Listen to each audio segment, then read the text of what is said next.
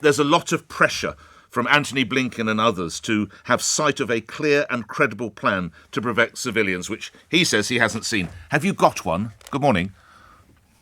Good morning to you, Nick, and good morning to all your listeners. Yes, indeed, it is Remembrance Day here, where we remember the more than 25,000 Israeli soldiers that have fallen in defense of this country, together with more than 5,000 civilians that have been killed by terrorist attacks.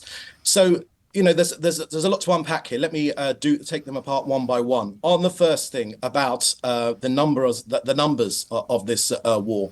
Number one, this wasn't a war we wanted, or a war we wanted a fight, but it was a war which was forced upon us.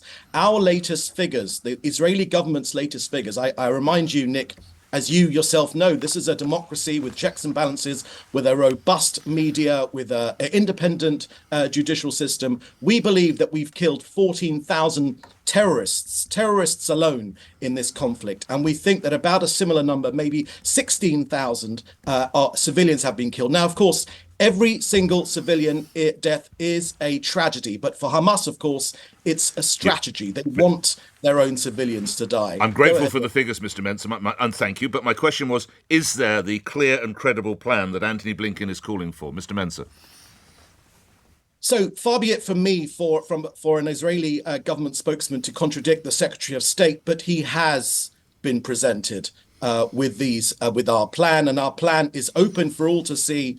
The plan is as happening right now. We're moving civilians out of harm's way. We're letting them know by email, by text message, by phone call, in Arabic, on the radio, on the internet, with text messages. We're letting them know the precise streets by which to leave and where to go, where they can be safe.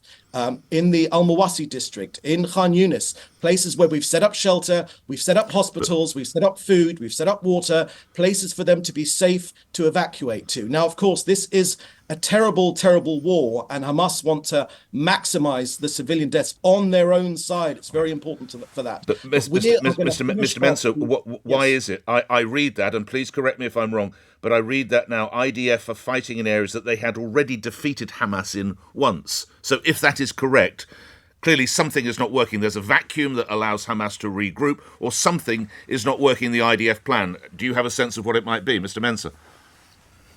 Well, I won't be sharing our battle plans with you on. But is it right? You are fighting areas where you actually fought before? Because, needless to say, it's not working then, is it, sir?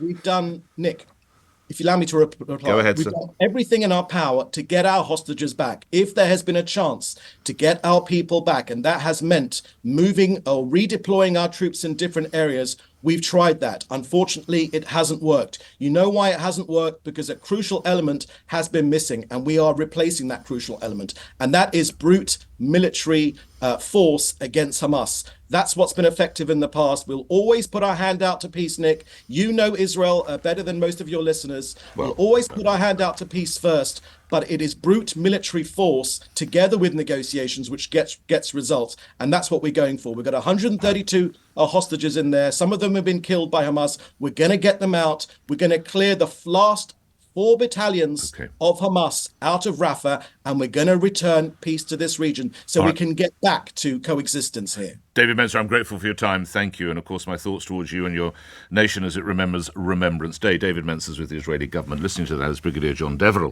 who's former Director of Defence Diplomacy.